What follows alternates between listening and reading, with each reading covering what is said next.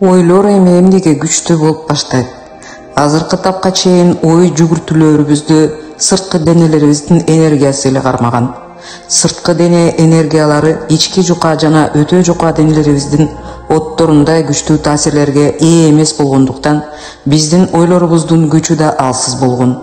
Эми жаңы доордун энергиясы биздин рух дүйнөбүздө уктап жаткан асыл сапаттарыбызды ойготуп кыймылга алып келет.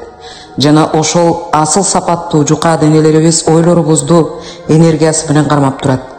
Асыл сапат болгон жерде арам аракеттерибиз азаят да аң сезимдин тазалыгына көтөрүлөбүз.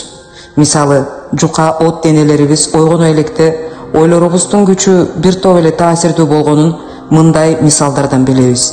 Ой менен көз тийүү, ой менен адамдардын түшүнө катышуубуз, ой менен жакшы тилектерибизди ишке ашыра алуу күчүбүз.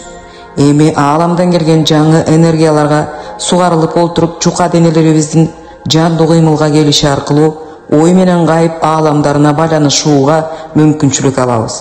Көзүбүзгө илинбеген энергиядан бар нерсени пайда кылуу жөндөмдүүлүгүн өздөштүрөбүз. Мезгил сабактары. Шайдот.